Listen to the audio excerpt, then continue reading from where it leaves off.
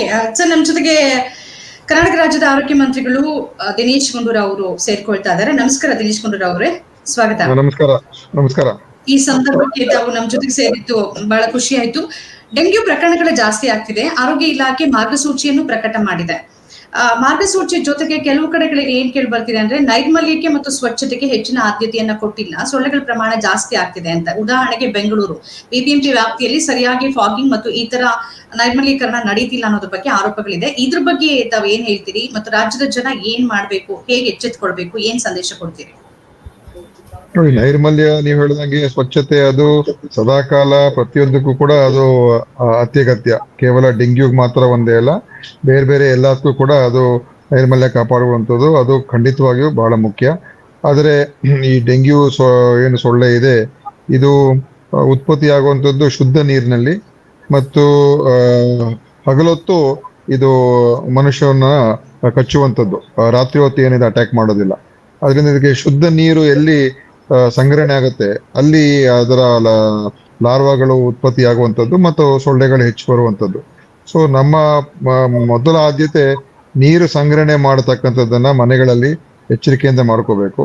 ಮತ್ತು ಎಲ್ಲೆಲ್ಲಿ ನೀರು ಕಲೆಕ್ಟ್ ಆಗ್ತದೆ, ಮಳೆ ನೀರು ಇರ್ಬೋದು ಅಥವಾ ಯಾವ್ದಾದ್ರ ವಾಟರ್ ಟ್ಯಾಂಕ್ ಇರ್ಬೋದು ಅಥವಾ ಮಟಕೆಗಳಿರ್ಬೋದು, ತೆಂಗಿನ ಚಿಪ್ಪಲ್ಲಿ ಅಲ್ಲೆಲ್ಲ ನೀರು ಏನು ಸಂಗ್ರಹಣೆ ಆಗುತ್ತೆ ಅಲ್ಲಿ ಈ ಡೆಂಗ್ಯೂ ಬ್ರೀಡಿಂಗ್ ಆಗೋದಕ್ಕೆ ಅವಕಾಶ.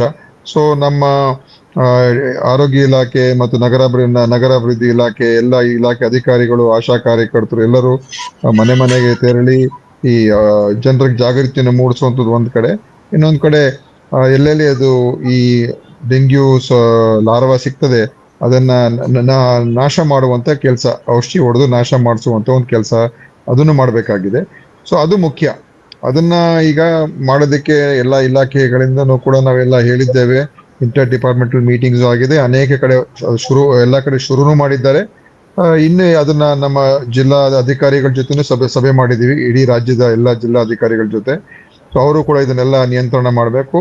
ಮತ್ತೆ ಪ್ರತಿ ಶುಕ್ರವಾರ ಒಂದು ಡ್ರೈವ್ ಅನ್ನು ತಗೊಳ್ಬೇಕು. ಎಲ್ಲ ಅಧಿಕಾರಿಗಳು ಒಟ್ಟಾರೆ ಸೇರಿ ಪ್ರತಿ ಶುಕ್ರವಾರ ಆ ಮನೆಗಳಿಗೆ ಭೇಟಿ ಕೊಟ್ಟು, ಎಲ್ಲಾ ಮನೆಗಳಿಗೆ ಭೇಟಿ ಕೊಟ್ಟು ಅಲ್ಲಿ ಈ ಔಷಧಿ ಹೊಡೆಯತಕ್ಕಂಥ ಕೆಲಸವನ್ನು ಮಾಡಬೇಕು. ಮತ್ತೆ ಜನರಿಗೆ ತಿಳುವಳಿಕೆ ಹೇಳೋದನ್ನು ಮಾಡಬೇಕು ಅಂತ ನಾವು ಹೇಳಿದೀವಿ.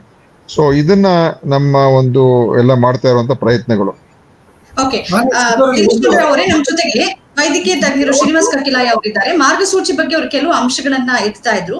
ಡಾಕ್ಟರ್ ಮಾತಾಡಿ, ಸಚಿವರ ಜೊತೆ. ಸಚಿವರಲ್ಲಿ ಒಂದು ಸಣ್ಣ ಒಂದು ಸಲಹೆ. ನೀವು ಹೇಳಿದ್ದು ಬಹಳ ಸ್ಪಷ್ಟವಾಗಿ ನೀವು ಹೇಳಿದಿರಿ. ನಾನು ಮಂಗಳೂರಿನಲ್ಲಿ ಮಲೇರಿಯಾ ನಿಯಂತ್ರಣದಲ್ಲಿ 95ರಿಂದ ಬಹಳ ಸಕ್ರಿಯವಾಗಿ ಭಾಗವಹಿಸಿದವನಾದ್ರಿಂದ ದಯಮಾಡಿ ನಿಮ್ಮ ಇಲಾಖೆಯಿಂದ ಒಂದು ಸಣ್ಣ 2 ನಿಮಿಷ ಅಥವಾ 3 ನಿಮಿಷದ ಒಂದು ವಿಡಿಯೋವನ್ನ ಮಾಡಿ, ಈ ಸೊಳ್ಳೆ ಬೆಳೆಯುವಂತ ಏನು ಮನೆಯನ್ನು ನಾನು ಆಗಲೇ ಹೇಳಿದ್ದೇನೆ, ನೀವು ಬರೋ ಮೊದಲೇ ನಾವೇ ಮನೆಯಲ್ಲಿಟ್ಟ ಹೂಕುಂಡಗಳಲ್ಲಿ ಅಥವಾ AC ಕೂಲರ್ಗಳಲ್ಲಿ ಇಟ್ಟ ಅದರ ಕೆಳಗಿನ ತಟ್ಟೆಗಳಲ್ಲಿ ಇಲ್ಲೆಲ್ಲ ಇದು ಬ್ರೀಡ್ ಆಗ್ತದೆ. ಸೊ ನಿಮ್ಮ ಅಪಾರ್ಟ್ಮೆಂಟ್ ಅಸೋಸಿಯೇಷನ್ಗಳಿಗೆ ಮತ್ತೆ ಇಂಥ ಅಥವಾ ಜನರಿಗೆ ತಮ್ಮ ಮನೆಯಲ್ಲಿ ಕೂಡ ನೀವು ಹೇಳಿದ್ರಿ ಈಗ ಆರೋಗ್ಯ ಕಾರ್ಯಕರ್ತರು ಹೋಗಿ ಎಲ್ಲ ಮಾಡ್ತಾರೆ ಅಂತ ಹೇಳಿ, ಆದ್ರೆ ಇದರ ಮೂಲಭೂತ ಜವಾಬ್ದಾರಿ ಇರುವುದು ಪ್ರತಿಯೊಬ್ಬ ನಾಗರಿಕನದ್ದು. ಈಗ ನನ್ನ ಮನೆಯಲ್ಲಿ ಬೆಳೆಯುವ ಸೊಳ್ಳೆಯನ್ನ ಮಂಗಳೂರು ನಗರ ಪಾಲಿಕೆಯವರು ಬಂದು ಕ್ಲೀನ್ ಮಾಡ್ಬೇಕಂತಂದ್ರೆ ಅದನ್ನ ನಿರೀಕ್ಷಿಸುವುದು ಕೂಡ ಸರಿಯಲ್ಲ, ಪಾಪ ನಗರ ಪಾಲಿಕೆ ಸಾಧ್ಯವೂ ಇಲ್ಲ. ಅದರಿಂದ ದಯಮಾಡಿ ಒಂದು ಸಣ್ಣ, ಇವತ್ತು ವಾಟ್ಸಪ್ ಇದೆ, ಬೇರೆ ಬೇರೆ ಮಾಧ್ಯಮಗಳ ಮೂಲಕ ಇದನ್ನು ಹರಡುವುದು ಬಹಳ ಸುಲಭ ಆಗ್ತದೆ. ಒಂದು ದಯಮಾಡಿ 2 ನಿಮಿಷದ ವಿಡಿಯೋ ಮನೆಯಲ್ಲಿ ನಾವು ಹೇಗೆ ಏನಿಲ್ಲ ಅದನ್ನು ಕೌಚಿ ಹಾಕುವಂಥದ್ದು, ತಟ್ಟೆಯಲ್ಲಿದ್ದ ನೀರನ್ನು ಶುಕ್ರವಾರ ಅಥವಾ ಆದಿತ್ಯವಾರ ರಜೆ ಇರ್ತದೆ, ನನ್ನ ಮನೆಯಲ್ಲಿದ್ದ ಏನು ಹೂಕುಂಡ ಇದೆ ಅದರ ಅಡಿಯಲ್ಲಿ ತಟ್ಟೆ ಇದೆ, ಬಾಟ್ಲುಗಳಿದೆ, ಮನೆ ಸುತ್ತ ನೋಡ್ಬಿಟ್ಟು ಇದನ್ನ ಕೌಚಿ ಹಾಕಿ ನೀರನ್ನ ತೆಗೆದು ಇದು ಮಾಡೋದೇನು ಸಣ್ಣ ಕೆಲಸ. ಅದು 5 ನಿಮಿಷ 10 ನಿಮಿಷದಲ್ಲಿ ಮುಗಿಸುವಂತ ಕೆಲಸ. ದಯಮಾಡಿ ಒಂದು ವಿಡಿಯೋವನ್ನ ಮಾಡಿ ಎಲ್ಲ ಮಾಧ್ಯಮಗಳ ಮೂಲಕ ಹಂಚಲಿಕ್ಕೆ ತಾವು ಕ್ರಮ ಕೈಗೊಳ್ಳಿ. ಹೌದು, ಖಂಡಿತ. ಈಗಾಗಲೇ ಮಾಧ್ಯಮಗಳಲ್ಲಿ ಅಡ್ವರ್ಟೈಸ್ಮೆಂಟ್ ಕೂಡ ಕೊಟ್ಟಿದ್ದೇವೆ. ಮತ್ತೆ ಏನ್ ಮಾಡಬೇಕು ಏನ್ ಮಾಡಬಾರ್ದು ಅಂತ ಇನ್ನೊಂದು ಅಡ್ವರ್ಟೈಸ್ಮೆಂಟ್ ಕೂಡ ಕೊಡ್ತಾ ಇದ್ದೀವಿ. ಮತ್ತು ರೇಡಿಯೋ ಮುಖಾಂತರ ಕೂಡ ನಮ್ಮ ಇಲಾಖೆ ಅಧಿಕಾರಿಗಳು ಮಾತನಾಡ್ತಾ ಇದ್ದಾರೆ ಮತ್ತು ಕೆಲವು ವಿಡಿಯೋಗಳು ಕೂಡ ಮಾಡಿದ್ದಾರೆ. ಆದ್ರೆ ನೀವು ಹೇಳಿದಾಗ ಇನ್ನು ಅವರ ಮನೆಗಳಲ್ಲೇ ಹೇಗೆ ಏನು ನೋಡ್ಕೋಬೇಕು ಅದರ ಬಗ್ಗೆನೂ ಕೂಡ ಒಂದು ಸ್ಪಷ್ಟವಾದಂತ ಒಂದು ವಿಡಿಯೋವನ್ನ ಮಾಡೋದಕ್ಕೆ ನಾನು ಹೇಳ್ತೀನಿ. ಖಂಡಿತ ಆಗ್ಲೇ ಮಾಡಿದೀವಿ. ಬಟ್ ನಿಮ್ಮ ಒಂದು ಏನಂತ ಹೇಳಿದ್ರೆ ವೈಯಕ್ತಿಕವಾಗಿ ನಾವು ನಮ್ಮ ಮನೇಲಿ ಏನ್ ಮಾಡ್ಬೋದು ಅದನ್ನ ಸ್ಪಷ್ಟವಾಗಿ ಒಂದು ಹೊರಗೆ ತರ್ತಕ್ಕಂಥದಕ್ಕೆ ನಾವು ಖಂಡಿತ ಅದನ್ನು ಕೂಡ ಸ್ವೀಕಾರ ಮಾಡಿಸ್ತೀವಿ. ಖಂಡಿತ ನೀವು ಹೇಳ್ದಂಗೆ ಪ್ರತಿಯೊಂದು ಮನೆಯಲ್ಲಿ ಅವ್ರ ಜವಾಬ್ದಾರಿ ಅವ್ರವ್ರು ವಹಿಸ್ಕೋಬೇಕು ಇದರಲ್ಲಿ. ಹೌದು. ಖಂಡಿತ. ಈಗ ಬೆಂಗಳೂರು ಮಹಾನಗರ ಅಂತ ಬಂದಾಗ ಇಲ್ಲಿ ಕಸದ್ದೇ ದೊಡ್ಡ ಸಮಸ್ಯೆ. ಯಾರೇ ಇರ್ಲಿ, ಏನೇ ಇರ್ಲಿ. ಮಳೆ ಬಂದಾಗಂತೂ ಅದರ ಸಮಸ್ಯೆ ಇನ್ನೂ ಹೆಚ್ಚಾಗುತ್ತೆ. ಈಗ ಡೆಂಗ್ಯೂ ಪ್ರಕರಣನೂ ಜಾಸ್ತಿ ಆಗ್ತಿರೋದ್ರಿಂದ ಈ ಕಸ ವಿಲೇವಾರಿ ಸಮಸ್ಯೆ ಹಾಗೆ ಉಳ್ಕೊಂತಿದೆ. ಈ ಸಂದರ್ಭಕ್ಕೆ ಅದನ್ನ ಹೇಗೆ ನೀವು ಟ್ಯಾಕಲ್ ಮಾಡ್ತೀರಿ? ನೋಡಿ, ಏನು ಕಸ ವಿಲೇವಾರಿ ನನ್ನ ಇಲಾಖೆಗೆ ಬರೋದಿಲ್ಲ. ಅದು ನಮ್ಮ ನಗರ ಅಭಿವೃದ್ಧಿ ಇಲಾಖೆ, BBMP ಅವರು ಅವರೆಲ್ಲ ಅದೆಲ್ಲ ಮಾಡ್ಬೇಕಾಗ್ತದೆ. ಅವ್ರಿಗೆ ಅದಕ್ಕೆ ಎಲ್ಲ ವ್ಯವಸ್ಥೆಗಳು ಕೂಡ ಇದೆ. ನಾನೇನು 100ಕ್ಕೆ 100 ಎಲ್ಲ ಸರಿ ಇದೆ ಅಂತ ನಾನು ಹೇಳಕ್ ಆಗೋದಿಲ್ಲ. ಆದ್ರೆ ಖಂಡಿತ ಅದೇ ಕಸ ವಿಲೇವಾರಿ ಮಾಡ್ತಕ್ಕಂಥದ್ದು ಅದೆಲ್ಲ ನಮ್ಮ ಕಾರ್ಪೊರೇಷನ್ಗಳು, ಮುನ್ಸಿಪಾಲಿಟಿಗಳು ಅವರೆಲ್ಲ ಇನ್ನೂ ಹೆಚ್ಚಿನ ಒಂದು ಪರಿಣಾಮಕಾರಿಯಾಗಿ ಮಾಡೋದಕ್ಕೂ ಕೂಡ ಹೇಳ್ತಾ ಇದ್ದೀವಿ. ಬಟ್ ನಮ್ಮ ಆದ್ಯತೆ ಇವಾಗ ಇರುವಂತದ್ದು ನಮ್ಮ ಇವರು ಡಾಕ್ಟರ್ ಹೇಳಿದಾಗೆ ಜನರ ಜವಾಬ್ದಾರಿ ಮತ್ತು ನಮ್ಮ ಒಂದು ಏನು ಈ ಸೊಳ್ಳೆಗಳನ್ನ ನಿಯಂತ್ರಣ ಮಾಡೋದ್ರಲ್ಲಿ ನಮ್ಮ ಇಲಾಖೆಗೆ ಪ್ರಥಮ ಆದ್ಯತೆ ಅದಕ್ಕೆ ಕೊಟ್ಟಿದ್ದೇವೆ.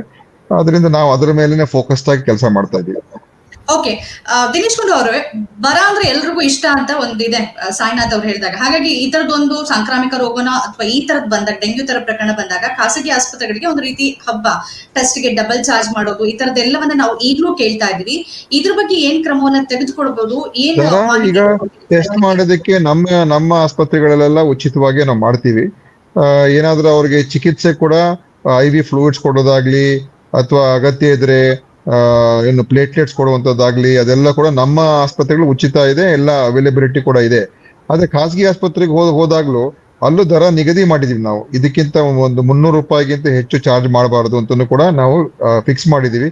ಯಾರಾದ್ರೂ ಆ ತರ ಮಾಡ್ತಾ ಇದ್ರೆ ನಾವು ನೇರವಾಗಿ ನಮ್ಮ ಕಂಪ್ಲೇಂಟ್ ಕೂಡ ಕೊಡ್ಬೋದು. ನಾವು ಅವ್ರ ಮೇಲೆ ಎಲ್ಲಾ ರೀತಿಯ ಕ್ರಮ ತಗೊಳ್ಳೋದಕ್ಕೆ ನಮ್ಮ ಕಾನೂನು ಅಡಿಯಲ್ಲಿ ನಮಗೆ ಎಲ್ಲಾ ರೀತಿಯ ಒಂದು ನಿಯಮಗಳಿದೆ. ಅದರಿಂದ ಯಾರಾದ್ರೂ ಆತರ ದುಪ್ಪಟ್ಟು ದರ ಚಾರ್ಜ್ ಮಾಡ್ತಾ ಇದ್ರೆ ನಮಗೆ ಮಾಹಿತಿ ಕೊಟ್ರೆ ಖಂಡಿತ ಅವ್ರ ಮೇಲೆ ಕ್ರಮ ತಗೊಳ್ಳೋಕೆ ಕೂಡ ಆಗ್ತದೆ. ಹೆಲ್ಪ್ ಲೈನ್ ತರದ್ ಏನಾದ್ರು ಯೋಚನೆ ಆಗಿದೆಯಾ ದಿನೇಶ್ ಗುಂಡೂರಾವ್ ಅವರೇ? ಅಗತ್ಯ ಇಲ್ಲ, ಹೆಲ್ಪ್ ಲೈನ್ ಅಂದ್ರೆ ನಮ್ಮ ಇಲಾಖೆಗೆ ನಾನಾ ರೀತಿಯಲ್ಲಿ ನಮ್ಮ ಕಾಂಟ್ಯಾಕ್ಟ್ ಮಾಡಬಹುದು. ಸೋಷಿಯಲ್ ಮೀಡಿಯಾ ಇದೆ, ನಮ್ಮ ಇಲಾಖೆ ಅಕೌಂಟ್ಸ್ ಇದೆ, ನಮ್ಮ ಫೋನ್ ನಂಬರ್ಗಳಿದೆ. ಸೊ ಅದೆಲ್ಲಕ್ಕೂ ಕೂಡ ಅವರು ಕಾಂಟ್ಯಾಕ್ಟ್ ಮಾಡಿ ತಿಳಿಸ್ಬೋದು. ನಮ್ಮ ಸೋಷಿಯಲ್ ಮೀಡಿಯಾದಲ್ಲಿ ಪೋಸ್ಟ್ ಮಾಡಬಹುದು ನಮ್ಗೆ.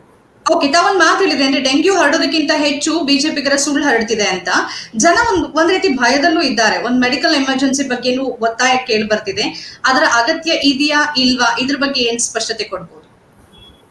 ಇಲ್ಲ, ಈಗ ಮೆಡಿಕಲ್ ಎಮರ್ಜೆನ್ಸಿ ಅಂತ ಹೇಳಿದ್ರೆ ಅದು ಇವತ್ತಿನ ಸ್ಥಿತಿಯಲ್ಲಿ ಅಗತ್ಯ ಇಲ್ಲ ಅಂತ ನಮಗೆ ಎಲ್ಲ ತಜ್ಞರ ಒಂದು ಸಮಿತಿ ಮೀಟಿಂಗ್ ಹೇಳೋದು. ಯಾಕಂದ್ರೆ ಮೆಡಿಕಲ್ ಎಮರ್ಜೆನ್ಸಿ ಹೇಳಿದ್ರೆ ಆಸ್ಪತ್ರೆಗಳಲ್ಲಿ ಬೆಡ್ಗಳು ಬೇಕು, ICU ಕಾಟ್ಗಳು ಬೇಕು, ಆಕ್ಸಿಜನ್ ಬೇಕು, ಔಷಧಿಗಳು ಬೇಕು. ಅದೆಲ್ಲ ಸಮಸ್ಯೆ ಇದ್ದಾಗ, ಈಗ ನಮ್ಗೆ ಅದ್ಯಾವುದು ಸಮಸ್ಯೆ ಏನಿಲ್ಲ, ಎಲ್ಲ ಅವೈಲೇಬಿಲಿಟಿ ಇದೆ, ಔಷಧಿಗಳೆಲ್ಲ ಅವೈಲೇಬಿಲಿಟಿ ಇದೆ.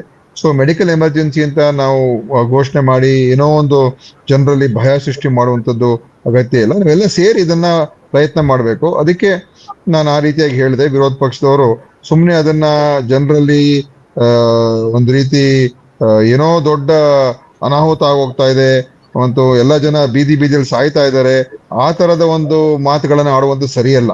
ಯಾಕೆಂದ್ರೆ ಸುಮ್ಮನೆ ವಿರೋಧ ಮಾಡೋದಕ್ಕೆ ನಾವು ವಿರೋಧ ಮಾಡಬಾರ್ದು. ಕೆಲವು ಸಲಹೆಗಳು ಇದ್ರೆ ಅವರು ಕೊಡ್ಲಿ, ನಮ್ ಜೊತೆ ಕೈ ಜೋಡಿಸ್ಲಿ, ನಮ್ಮಲ್ಲಿ ಏನಾದ್ರೂ ತಪ್ಪುಗಳಾಗಿದೆ ಅದ್ರ ಬಗ್ಗೆ ಹೇಳಿ.